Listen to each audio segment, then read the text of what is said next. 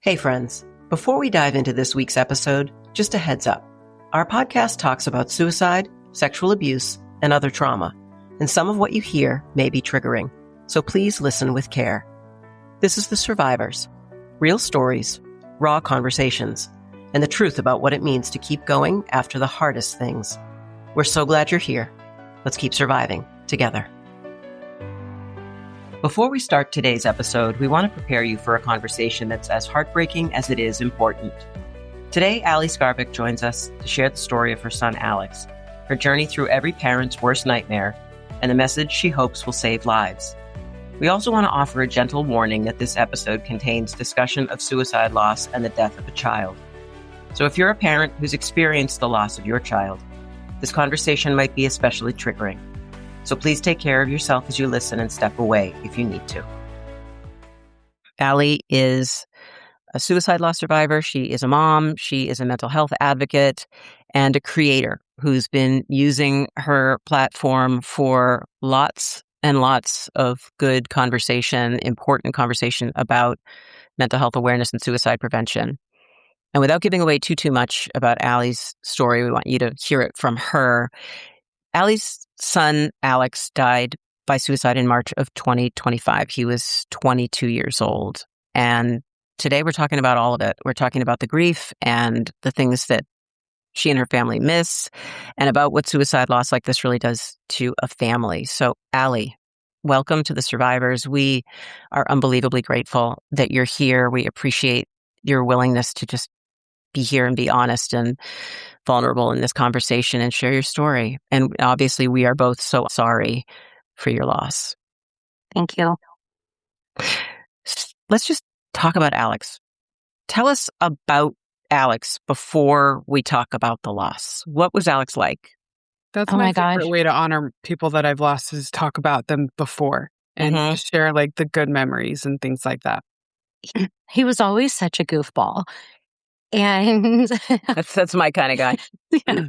He was always making everyone laugh. And if he wasn't intentionally making you laugh, he'd walk in a room and go, "What? Huh? What'd you say?"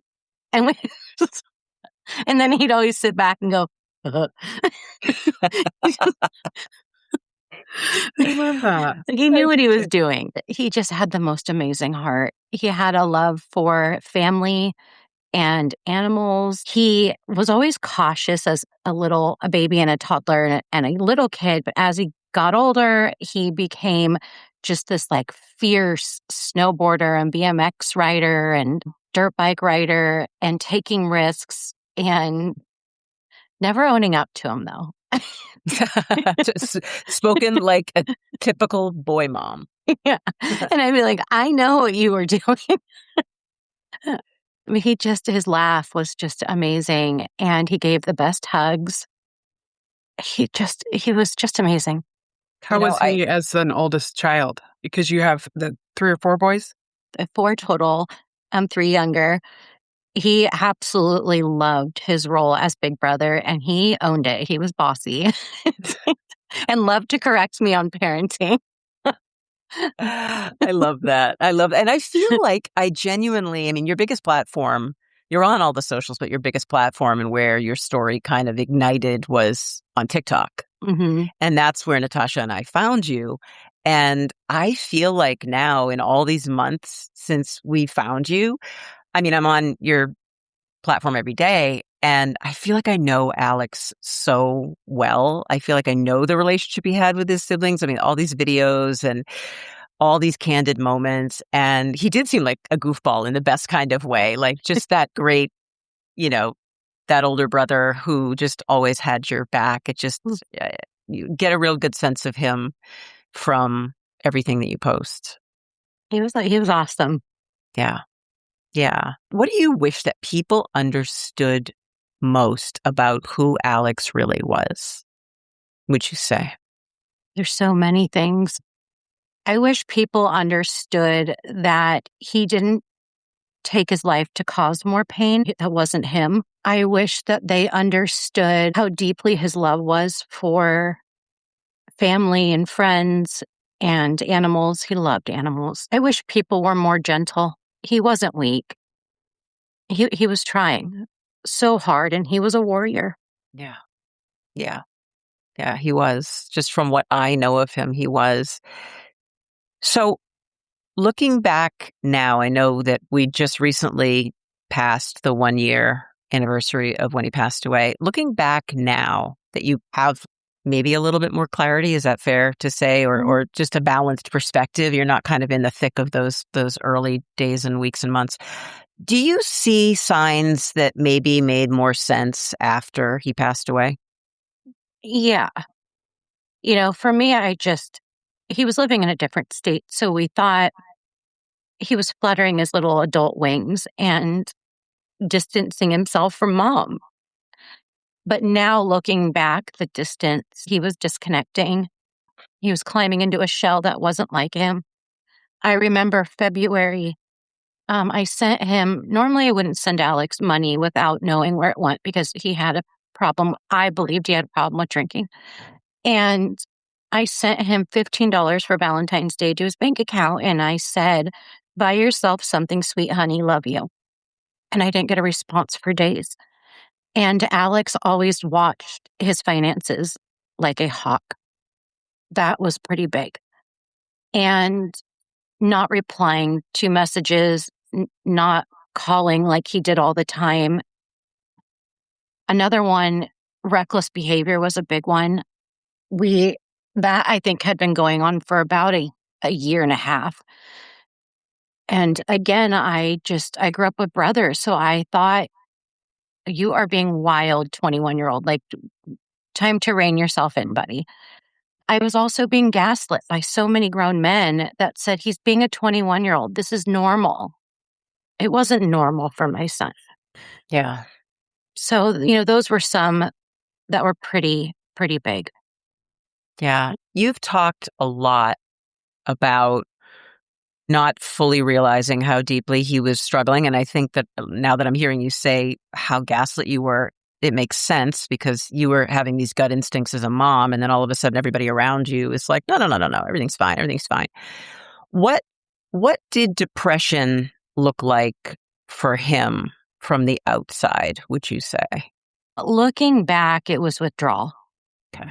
And anger and agitation and mistrust in others. He would ask these questions. Well, what if everyone's out to get me? I'm like, who's everyone, honey? Explain to me who everyone is. And I just thought it was his drinking. I just kept saying, honey, I'm really worried about your drinking. You need to tone it down. He was obviously hiding how much he was drinking to me, but it was enough for me to see to draw concern. But it was a lot of agitation, easily agitated, mistrust in others, and then, apologizing. The next day, I'm so sorry. And I go, honey, do you remember what you said? Well, I think. So I think it was a combination of the drinking and depression. It was just making him spiral deeper. Mm-hmm. But there's a story where if someone lands on your page for the first time, for instance, or I know I think People Magazine did an article about you. When you talk about your story, can you give us kind of doesn't have to be abridged, it can be in whatever format you want it to be. What happened? Just so people who are now listening to this conversation, they know that you lost your oldest son to suicide a year ago. It was a very unusual set of circumstances. Do you feel comfortable just kind of sharing that? So, Alex, I want to say around 17, he had gotten into a new relationship, and I know her still. I do not blame her. They were young, but it was pretty toxic. And he was busy trying to keep her afloat while he was still trying to keep himself afloat. So as a mom, his senior year, I had to set boundaries and explain to him, it is not your job to take care of her. It's her mom's job. And Alex had a lot of learning disabilities and obsessive compulsive disorder as well, and anxiety. He also had abandonment issues from his biological dad. And then my ex-husband, after the divorce, just kind of shut Alex out and would blame him in a sense for it, which it was never Alex's fault ever. So I started to notice the shift his senior year. And after his senior year, I got him back into therapy. but he was convinced he didn't need to go. My ex-husband being, you say recovering meth addict, but he still drinks, so I wouldn't call that sober. But that's a whole different ballgame. And also finding religion, which to him, religion is his saving grace. And if it keeps him off drugs, great. But very much in denial of medication, needing help, therapy, support. And I don't know how much was said to Alex, but Alex was like, I don't need therapy. And I got really concerned. Him and his girlfriend went through a pretty bad breakup around 19. And he called me from the La Jolla Cliffs. This is San Diego. Mm-hmm. And just distraught, saying he wanted to drive his car off the cliffs. And I said, where are you? That's how we ended up finding out where he was at. And he was just crying. And I called his biological dad who worked in San Diego. And I said, I need you to get to Alex now. Something's wrong. And his exact words to me were, I'm working. What do you expect me to do? And I screamed at him. We ended up getting halfway to him, and his biological dad found him, and he was in his car crying. And we got him home, and I held him on the floor, and he just cried. And so I think he had a big struggle with abandonment wounds, abandonment and rejection. At that point, again, I was like, honey, you need to go back into therapy. He just wouldn't do it. But at 19, you can't force a 19-year-old into therapy. And him and that girl got back together, and a lot of fighting again. And he started acting out and smoking a lot of pot. And I told him, you can't smoke pot in the house. You have little brothers here, and his third brother has asthma. And I said, this can't be done in the house. And we don't want to listen to you and your girlfriend fighting all the time. It's not healthy. That's fair. So if you don't want to follow the house rules, you need to move out. He would have been 19 and a half at this point. So he ended up moving out and going to his biological dad's in San Diego for 3 months. And that was not good. That was the first time he'd ever lived with his biological dad. And it just wasn't a healthy dynamic. So Alex moved to Florida with my parents. We were moving to Arizona. And I told him, you can come, but you can't drink. You have to follow the house rules, buddy, if you're going to live in the house. I know you're older. I know you're an adult. You have to follow the house rules. He didn't want to. So my parents were moving to Florida, and they said, he can live in our guest house. We'll put him through college. And that was a good gig. I mean, yeah, it was great. 3-bedroom guest house right on the water in Florida. And I should have sent my kids to your parents' house for college. It would have been perfect. But he was trying to get into, I think it was Florida State near Titusville. He wanted to do the underwater welding program. But because of his learning disabilities, he did not do well on the exams. So he was put on a wait list to get in. And that was a big crush to him. And then he started working odd jobs, but was struggling to get along with the male bosses and kept getting fired. So my mom called me one day and said, honey, Alex is not holding down a job. The agreement was he could move here and go to college, and he could stay in the guest house, but that agreement is now void because he's not going to college. And he's going to have to move out. He's bringing weird friends to the house, and we moved him back home. And within a month of being home, I quickly realized he had developed a pretty heavy drinking habit. And at that point, I reached out to my ex-husband and his biological dad. Even though his biological dad was never really involved, I chose to keep him in the loop. I felt like he had a right to know details and updates on our son. Mm-hmm. And both of them said, he's fine. He's being a 21-year-old. Yeah. But they didn't hear him choking on his vomit and me running and screaming and rolling him over and putting my fingers down his throat to get the throw up out, and having my husband and my son's football coach help lug him out of the room and put him in a cold shower. And I'm getting told it's normal. And there's the gaslight. I'm so sorry. That's awful. But within 6 months of being home, I was noticing a pretty massive shift. Positive or negative? Negative. Was there one thing, an incident or situation that kind of tipped things? I was 9 months pregnant with my youngest son. And Alex, at this point, we weren't allowing Alex to drink in the home because when he drank, he just got mean at times. So I wasn't allowing him to drink. And my mom was out for the birth of the baby, my youngest son. And my mom handed him some purple canned alcohol drink. And I could tell Alex was agitated. So I walked up and grabbed it. And I said, "You're not drinking in the home." And I said, "Mom, he can't drink here." And she goes, "Oh, I didn't know." And I went to dump it down the sink. And Alex picked up the can and chucked the drink in my face 9 months in. Wow. And I said, "You need to leave. You need to go out." Well, what I said was we had acreage. So I said, "Go out to your car and cool off. Get out of the house right now." But I knew at that point something was seriously wrong. So we made him move out. We had to. My husband was helping him get his clothes out of the wash. And he was, my son was in there just saying all kinds of things that he normally wouldn't say. My mom was there witnessing it, and he lunged at my husband, and my husband, being a prior Marine, grabbed his arm to restrain him. And Alex tried to hit him with his other arm. So my husband grabbed his other arm, just trying to restrain him from hitting and lashing out. And then Alex lunged at him with his body. And they both fell in the laundry room, and they both hurt their backs. And Alex ended up getting his own little apartment downtown. And I called my ex-husband. I still remember sitting in the Joann's Fabrics parking lot in tears. And I said, "I don't want to get the call that Alex is gone. Something's wrong." And I was told, "He's fine. He's being 21. He's being angry. This is what they do, Allie. He's not going to take his life."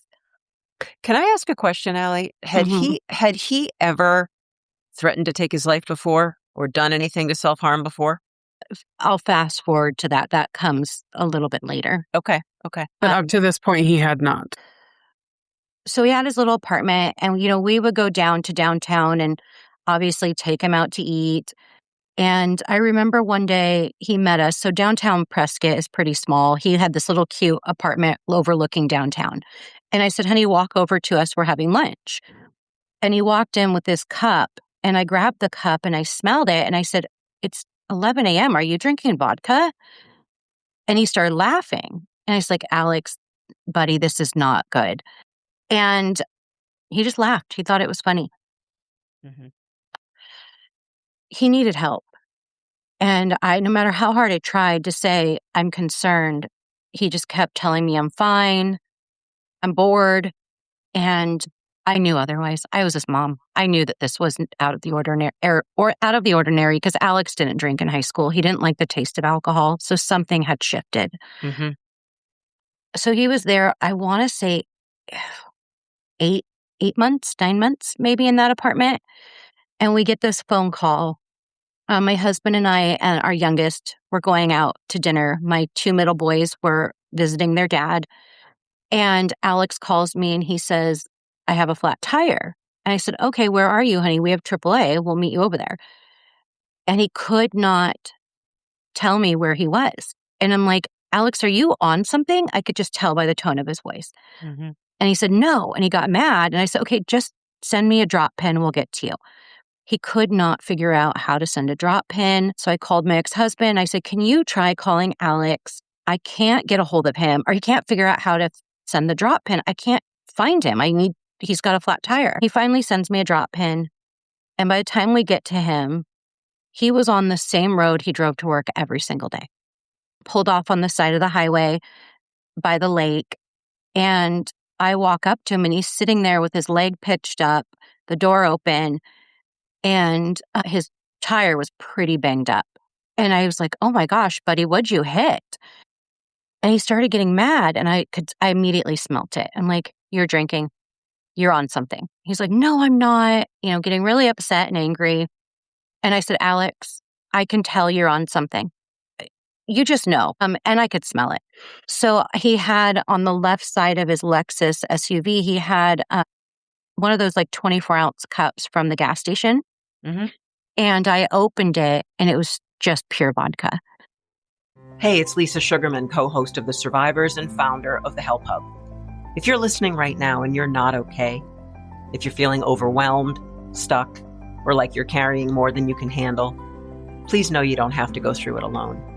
You can call or text 988 or chat online at 988lifeline.org to connect with trained counselors like me who are there to listen and support you in the moment. Reaching out is a brave first step, and you owe it to yourself. Because your life matters, your story matters, and help is always just 3 numbers away. Oh, wow. So I start looking around his car and I see these little 99 banana bottles, empty bottles, and a new pack in the door of his car. Tell me what that is. I don't know what those are. 99 banana is like a little shot of like pretty hardcore liquor. I don't know exactly what kind of liquor it is. Okay. So I immediately said, "Give me your keys." And I was upset with him. I thought, okay, fine, throw your life down the tubes, but you don't get in the car behind the wheel and risk other people. Right. And I get no one's perfect. I was 21 once, but I'm his mom. I was disappointed in him. And he started crying as I'm cleaning out the car. And I said, "Hand me over your keys.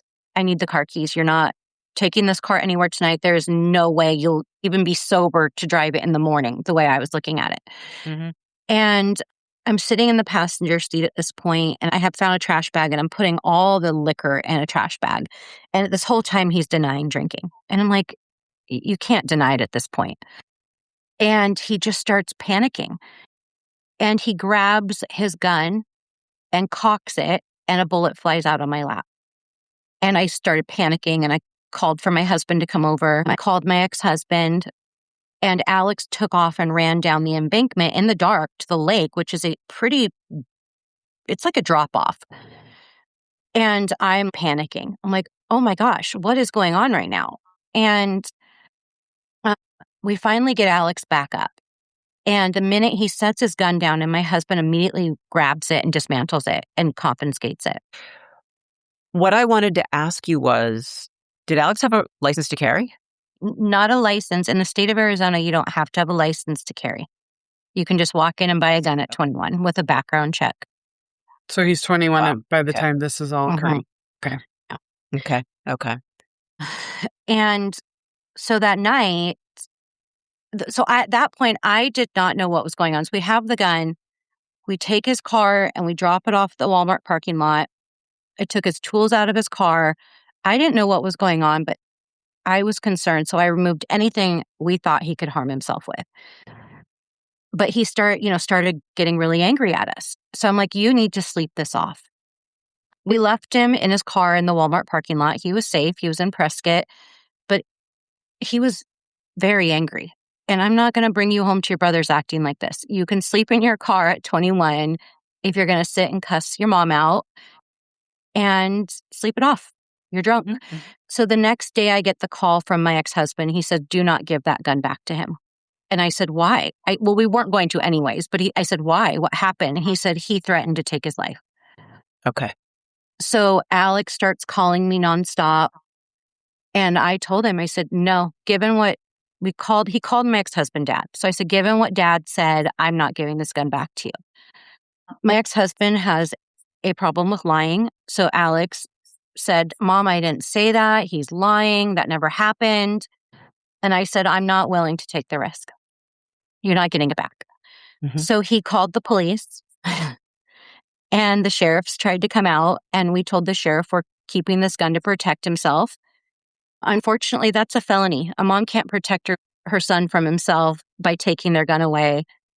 It's a felony in the state of Arizona. My head just exploded. I don't even know what to say to that. That's a whole other episode, I think, we just discovered. I'm floored. Yeah.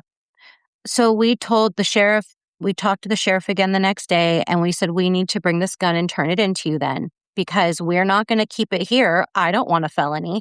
Even though I'd be willing to take a felony to protect my son from himself, I'm not giving it back.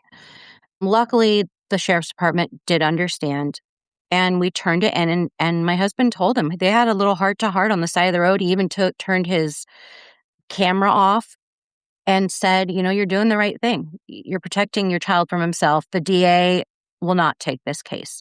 Mm-hmm. So the DA did drop the case, and Alex's handgun is still sitting in the Prescott Police Department in evidence.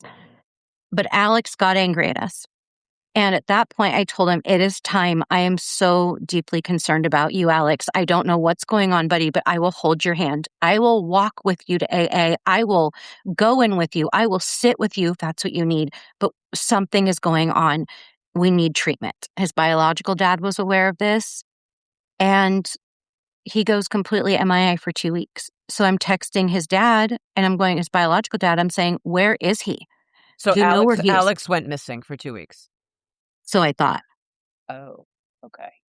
His biological dad told him, convinced him basically to move back to California, and decided not to tell me where Alex was. Given the circumstances, I was frantic. Yeah. So I find out he moves there. And I find out after he dies in text that his dad's telling him, oh, our family takes care of each other, son. Come on out here. Never housed Alex. Alex moves in with his best friend. He was there for about 5 months. And he finally calls me. It was about 2 weeks later. And I said, Alex, where have you been? Oh my God, I was scared. I was calling hospitals. Like, I didn't know what was going on. And he's like, Mom, I just needed to get back to where my friends are. And I said, okay, I understand that. You're 21. And I said, okay, I get it.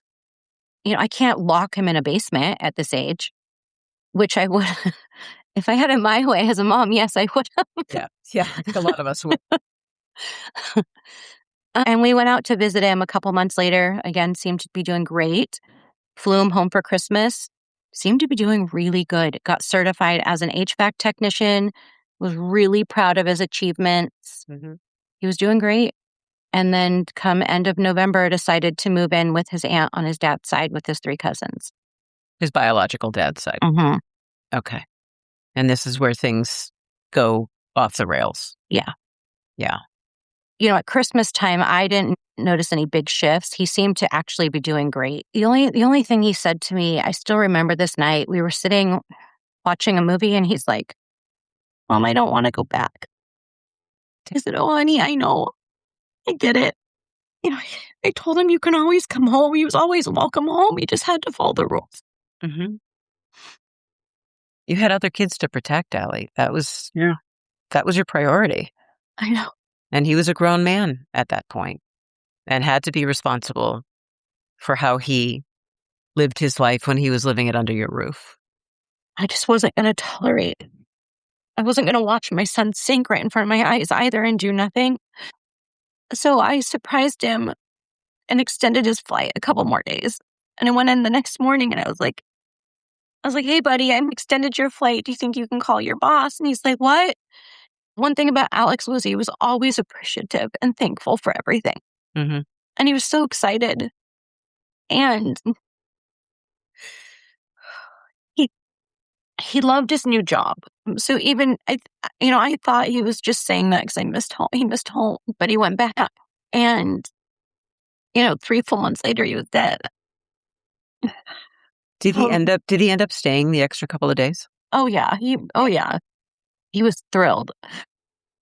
So fast forward to now he's living with his aunt on his biological dad's side. And he's in an environment, and I know this because I've been following you for a long time now, and Natasha knows it too. But for anyone who's listening, they don't know how incredibly toxic and damaging that period of time was. So do you feel like you can give us kind of a snapshot of what was happening right before? Lots of drugs. I didn't know about the drugs until after he passed. The family lied to me.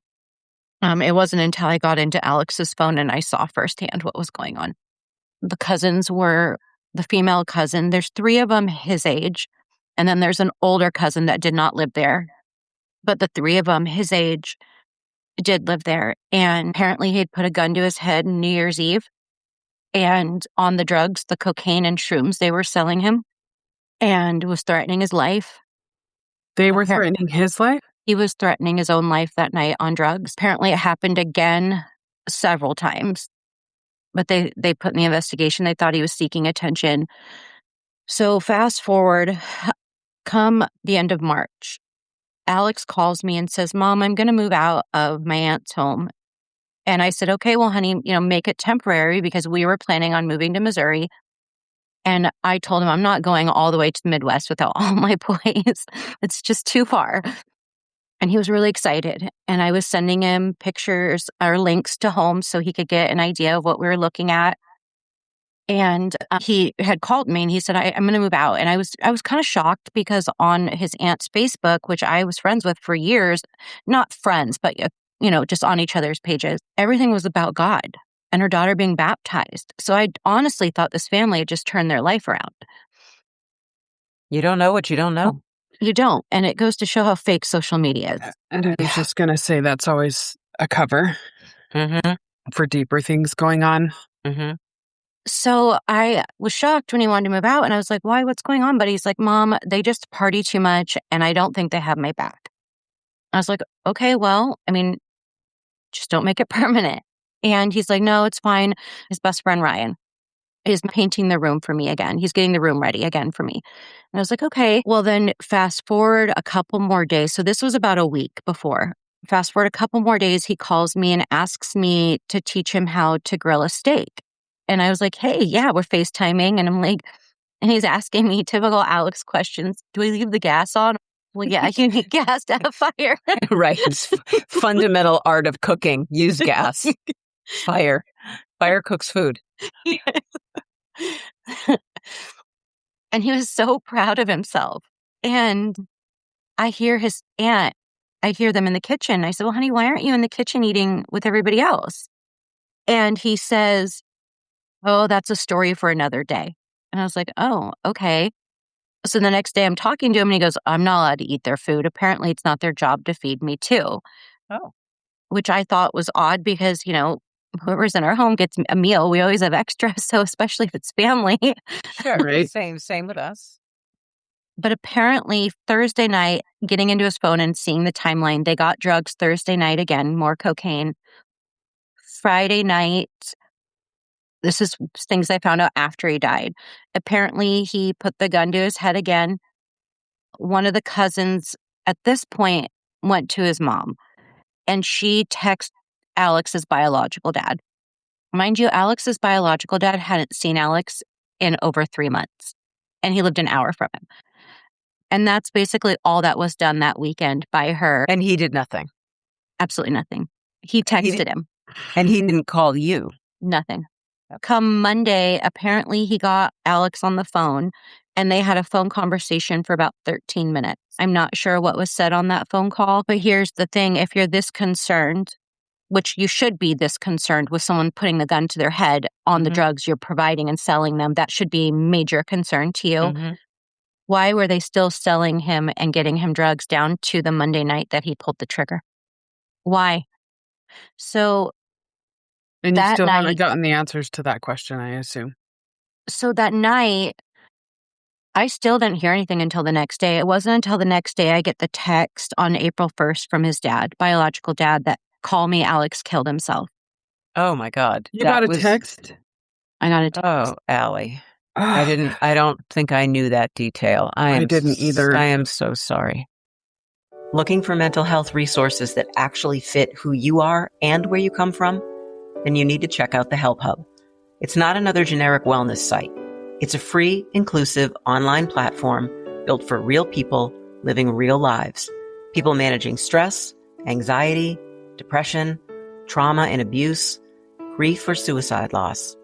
At the HelpHUB, you'll find the resources, tools, treatment options, and trauma-informed content you need in the moment without having to dig through endless tabs or start from scratch. It's your place to land, to take a breath, and to find exactly what you need when you need it most. Visit thehelphub.co, where the help you need is just a click away.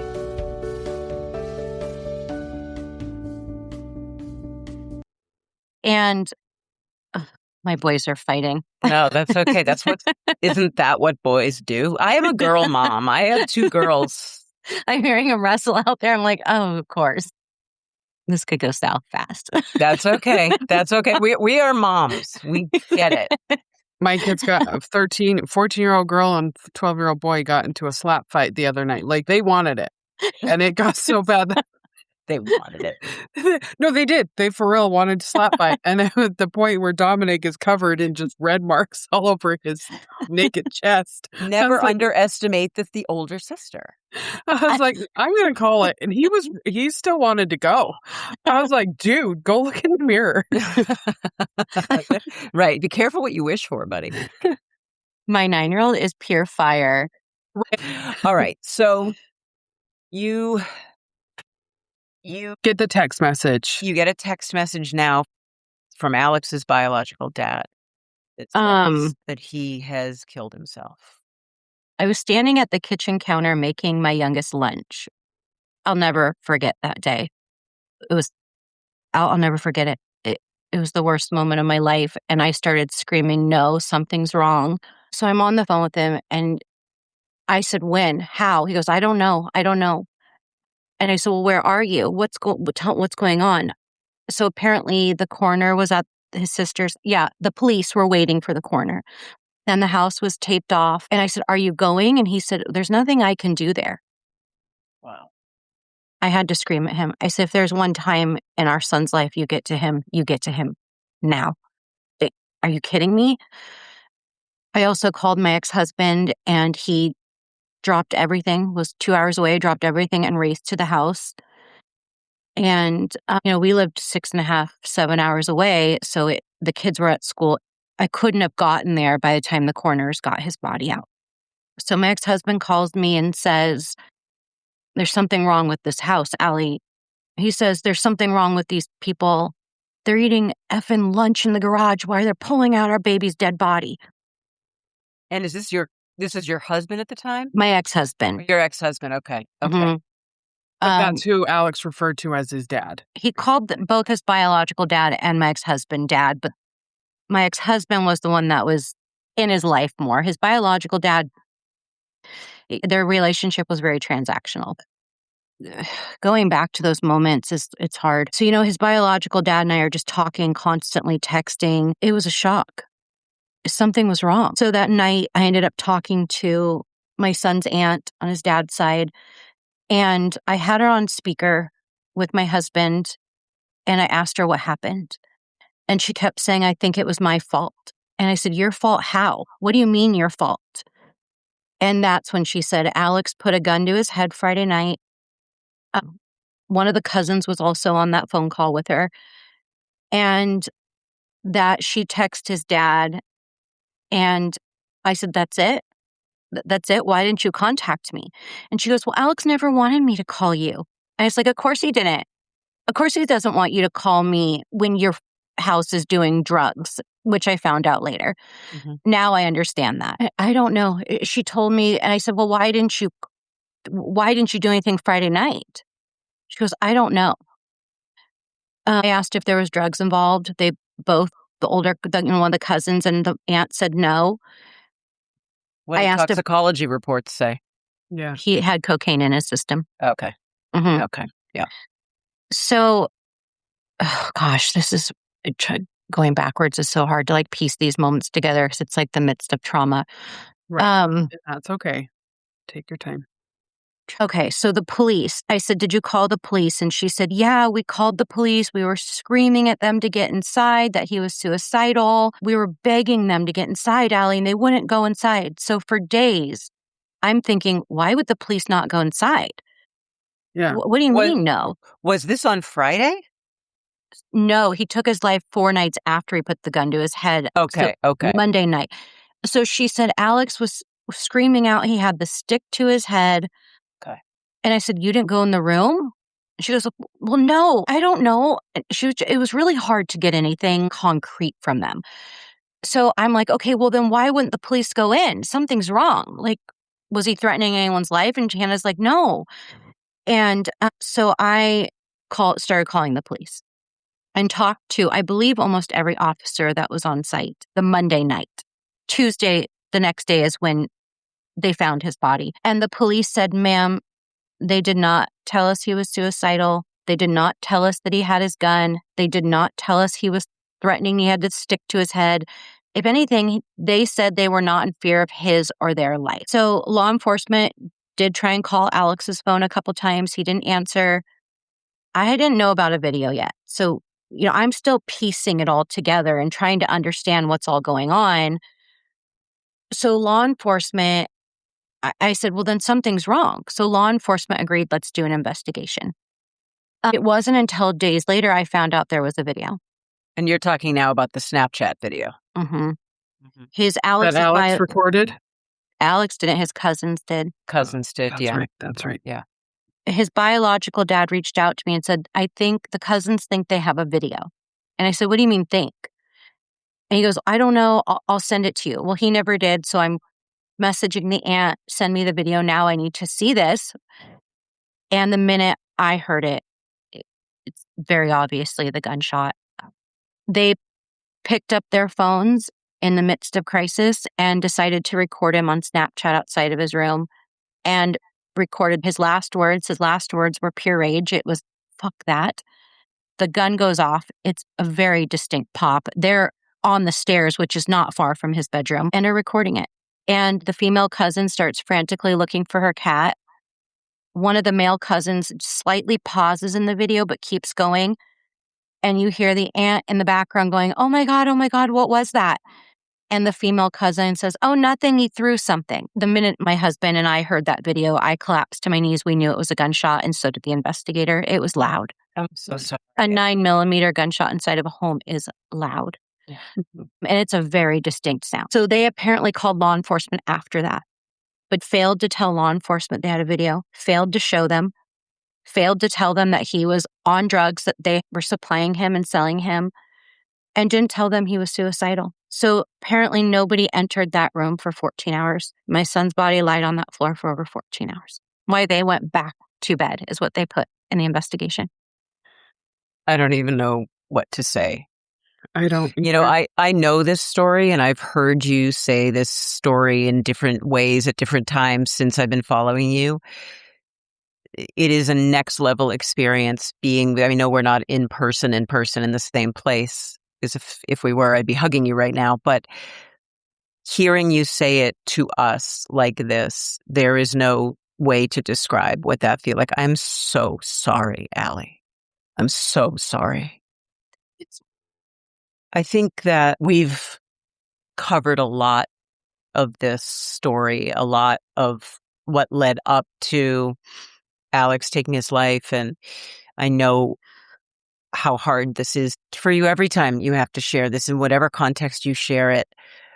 We talked before we started this recording that we were going to make a two-parter out of this. I think if everybody agrees, I think this might be the good place to continue the conversation in our second part and just take a breather, take a pause, and everyone can come back next week and listen to the second part of our conversation with Allie as she shares with us what happened next. What do you want parents to understand? What did you go through? Why did you take to mental health advocacy? Does that sound reasonable? I could use a break. Yeah, that sounds great. Okay. So we'll be back, friends. We'll be back next week with Allie. In the meantime, keep surviving. Thanks so much for listening and for being part of the survivors community. No matter where you are in your story, you're not alone, and you're definitely not broken. Healing takes time, and it looks different for everyone. The fact that you're still here and still trying means you're already doing the hard work. If something in today's conversation resonated with you, please share it with someone who might need to hear it too. That's how we keep these conversations going and remind each other that there's always hope. And if you or someone you know is struggling, please remember, help is always out there. You can call or text 988 anytime to reach a trained crisis counselor like me. And for more mental health resources, tools, treatment options, and content to support your mental health, visit thehelphub.co. We're so grateful you're part of the Survivors family, and we'll be back next week with another honest conversation about life after the hardest things. Until then, take care of yourself and your people, and keep surviving.